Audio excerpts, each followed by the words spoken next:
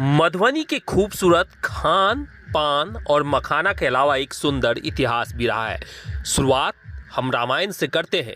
कहते हैं भगवान राम और माता सीता का पहला मिलन बाग तराग में हुआ था, जहां राम अपने गुरु के लिए फूल लेने आए थे, जबकि जनक नंदिनी सीता हर रोज की तरह बाग तराग से फूल तोड़ने आई थी। हालांकि प्रखंड मुख्यालय से 12 किलोमीटर की दूरी पर बसा है एक छोटा सा गांव फुलहर। यह गांव त्रेता युग में प्रभु श्री राम और मां जगत जननी सीता के प्रथम मिलन का साक्षी भी रहा है।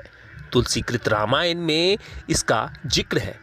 NH 104 सड़क से बिल्कुल सटे यहाँ एक प्राचीन सरोवर यानी कि तालाब भी है, जिसको बाग तराग कहा जाता है। इस सरोवर के सौंदर्य के संबंध में रामायण के बालकांड के दोहा संख्या 226 में लिखा है, मध्य बाग सरसोह सुहावा मणि सोपान विचित्र बनावा। भगवान राम और लक्ष्मण विश्वामित्र आश्रम बिसौल में ठहरे हुए थे और वहीं माँ सीता हर रोज की तरह इस वाटिका से फूल तोड़कर अपने इष्ट देव माता गिरजा की पूजा करने के लिए आई हुई थी।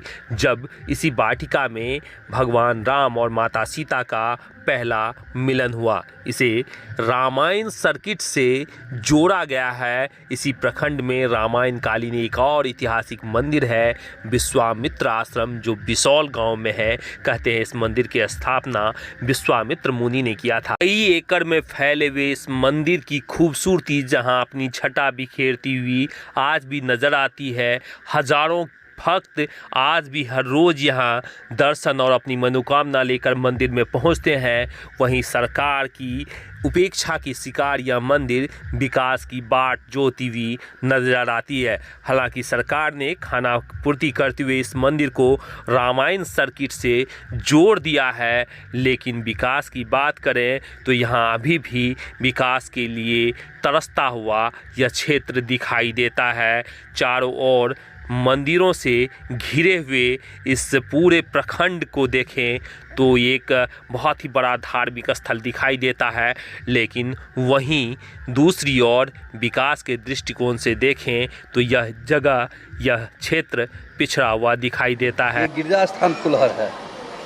गिरजा स्थान फुलहर से जनकपुर तक पूरा बगीचे था जैसे पहले, और वहाँ से जानकी जी नित्यदिन पूजा करने आती थी गिरजा स्थान।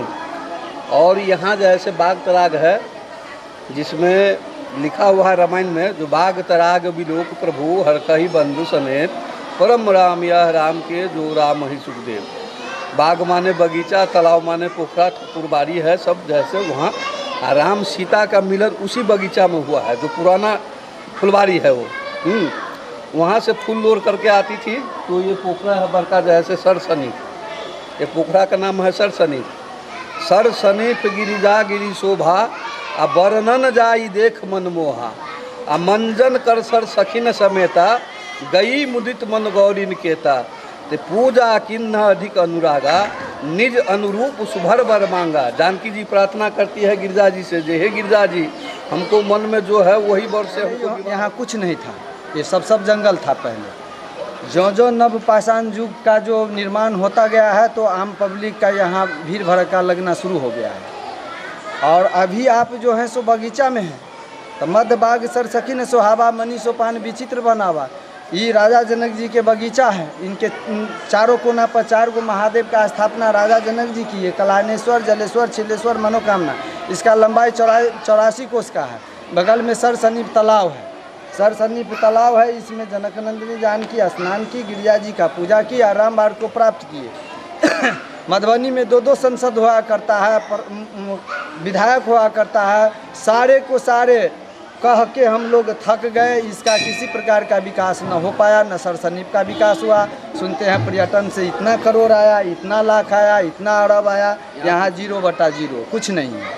अच्छा, यहाँ जो लोग आते हैं तो क्या जो लड़कियाँ आती हैं उनकी मनोकामना पूर्ण होती है? यहाँ जो आती है वो सारे का सारे मनोकामना पूरा होता है यहाँ, चाहे उस जिस विभाग से आए, लड़की हो पुरुष हो, जो भी हो, जो अपनी मन्नत रखती है, मन से इनका आशीर्वाद लेती है, उन सब का काम पूरा होता है। और वही काम पूरा होने के बाद ये सब जितना देख रहे हैं विकास, वही काम पूरा हुआ है, उसी पर लोग आके यहाँ काम कराए हैं।